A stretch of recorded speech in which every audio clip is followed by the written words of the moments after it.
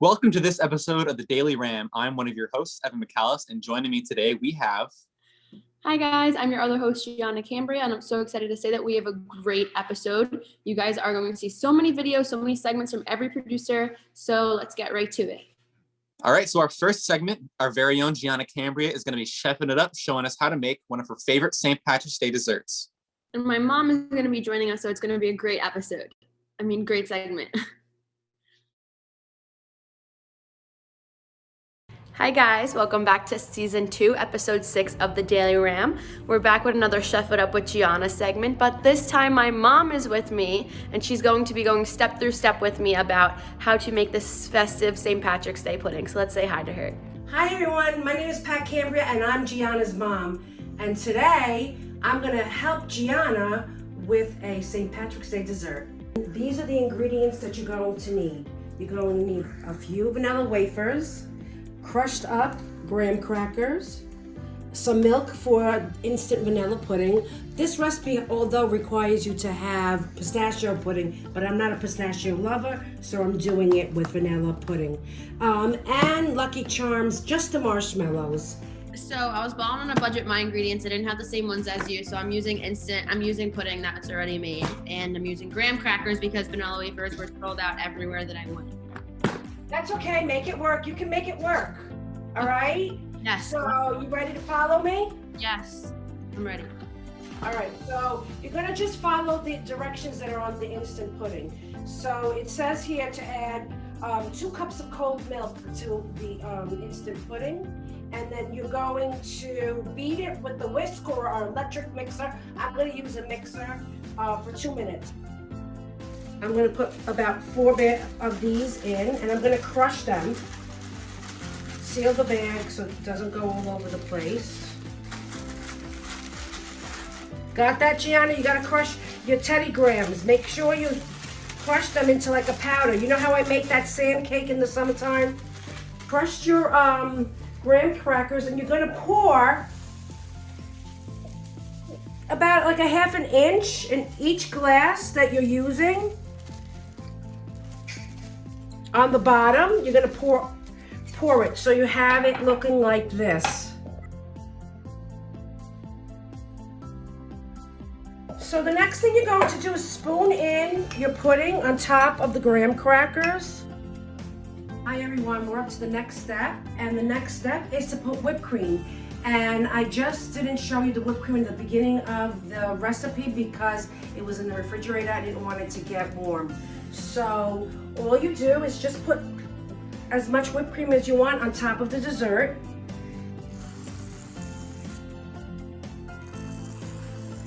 When you're done with that, you get your Lucky Charms marshmallows and you sprinkle them on to each one. And then at the end, you get a vanilla wafer and just stick it in, just like that. Just like that, you have an instant dessert, and I bet you whoever eats it is gonna love it.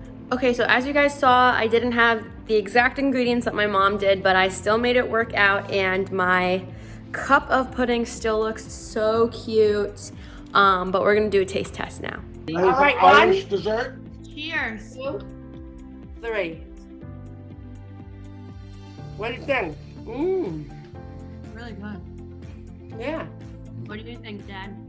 Very good. Would you eat this at your St. Patrick's Day dinner? Yeah, I think that's what you're gonna have when you come home. I can't wait. It was easy.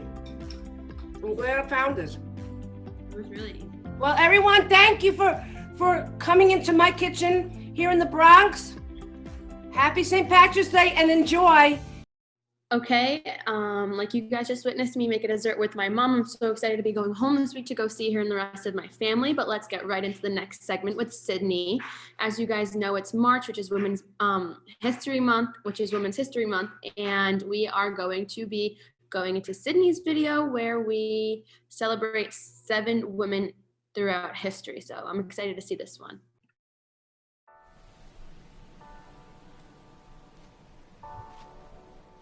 Hi guys, it's Sydney.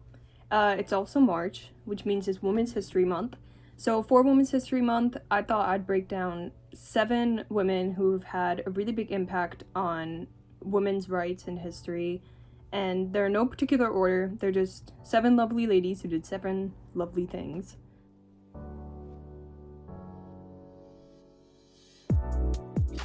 So for the first woman I chose is Maya Angelou. She was a civil rights activist, poet, author. She's also danced and acted, so she's done quite a bit.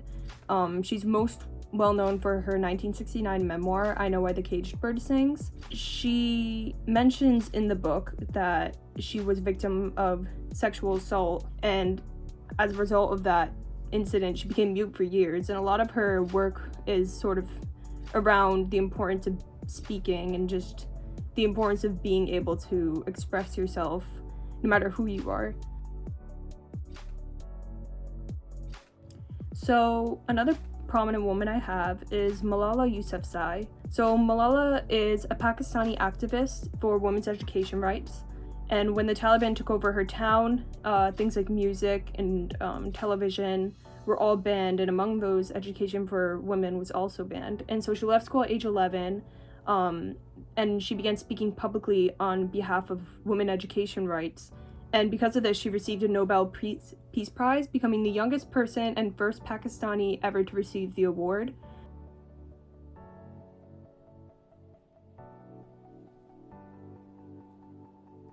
So for the next set of women, I have 2, Marcia P. Johnson and Sylvia Rivera. So Marcia P. Johnson and Sylvia Rivera were Latina and African-American drag performers, and they were also leaders in the 1969 Stonewall riots.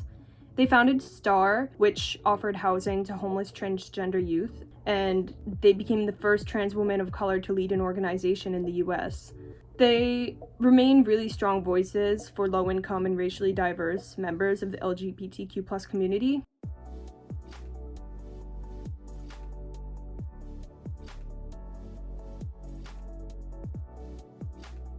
So another woman on my list is Rosa Parks. In 1955, she was arrested when she refused to give up her seat to a white man in a Montgomery bus. And as a result of that, she sparked an entire civil rights movement called the Montgomery Bus Boycotts, which was led by Dr. Martin Luther King Jr. She's truly just an important figure and a really great woman.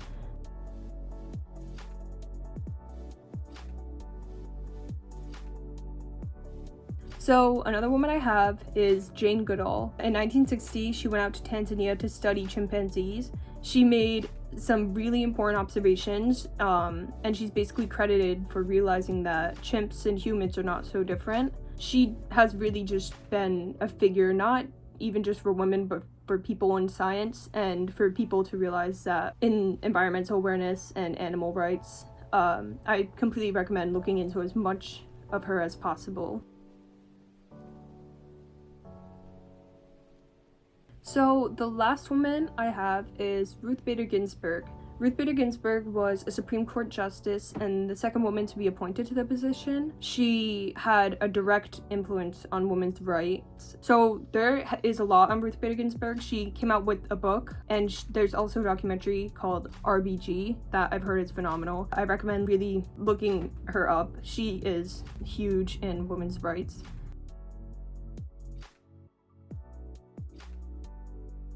So those are 7 women that I think are really, really important. They've had incredible impacts on women's rights today, even just people rights in general.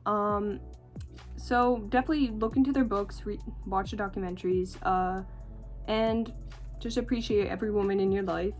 Leave a woman that you really, really appreciate in the comments. I'm curious to see who they are, and I'll see you guys next time. Thank you, Sydney. That was a great video. It definitely made me feel inspired and empowered. Let's move on to our next segment.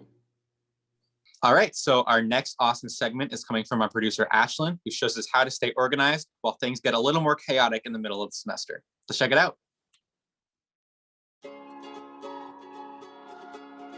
Hey everyone, my name is Ashlyn. I am one of the producers for the Daily Ram. So today's topic that I'm going to be talking about is some different ways to stay organized. So the first thing that I recommend to you if you're trying to stay organized is the first thing you're going to do every morning is pick up your room or pick up your house, clean up. I think that when you clean, it just makes you feel more productive and more organized, and it's the best way to start the day. And this could be something simple like just making your bed every morning. Number 2 to staying organized is getting a good planner. This is the planner I use. I got it off of Amazon and I really like this one. To be honest, I'm not a big planner person, but this one I really like. A weekly scheduling template, your ideal week. You just like answer a bunch of questions at the beginning, and then on the inside, it's just a regular planner. I like this calendar the best because I write down everything I have to do every day, and then it has, these that most planners have.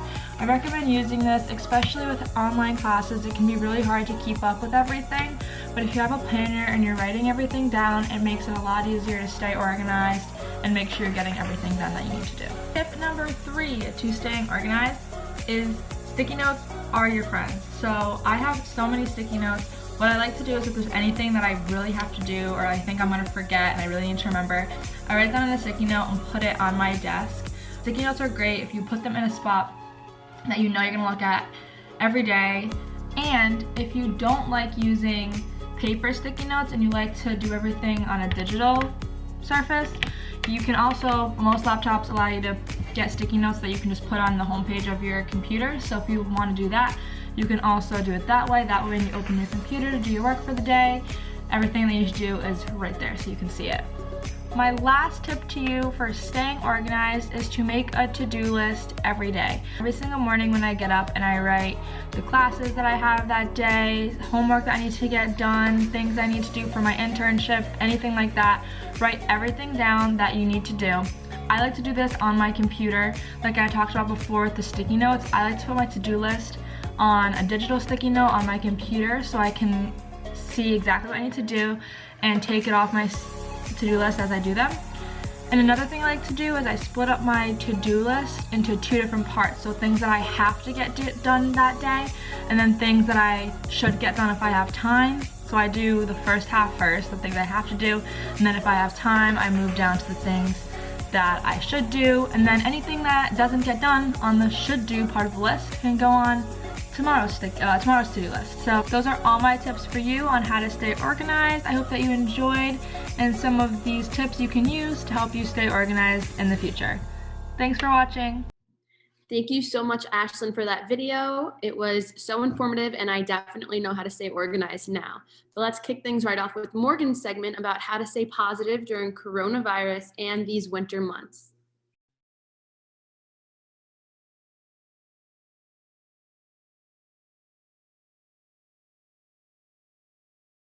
Hi guys, my name is Morgan, and today I'm going to be giving you some of my tips and tricks on how to stay positive during these winter COVID months.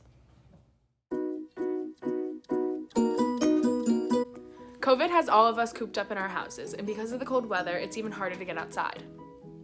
For me, I'm even quarantined in a hotel room right now, but I'm staying positive with a few tips and tricks. One thing I love to do is to make mood boards. I make mood boards to plan out how I want my week to go, and it really helps me envision myself in that state of mind. Journaling is also a great way to change your mindset. I write down every negative thought I'm feeling, and when I'm done, I tuck the book away and move on with my day. Reading back your negative thoughts will just help them linger, so I recommend jotting everything down and throwing away all those thoughts. Start doing the things you've been telling yourself to do for years. Whether it's to apply for scholarships, start working out, or become a content creator, if you're just gonna start now, you're making progress. Another important aspect is to maintain a routine. Whether that means setting a strict sleep schedule, planning family Zooms, limiting social media intake, or scheduling times to do your schoolwork, I know that I always feel more productive when I can check things off my to-do list. However, I think the most important thing is to not pressure yourself to stay positive. We all have bad days, and if you're not feeling like yourself, that's okay. Keep doing the things that make you happy, and you'll eventually get where you need to be.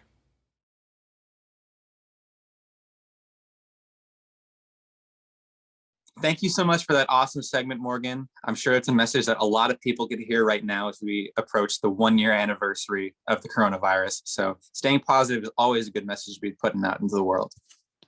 Yes, I can agree with that one, Evan. But thank you guys so much for watching this episode of the Daily Ram, and make sure you guys tune in next month because we have a great one coming to you. Bye. Thanks, guys.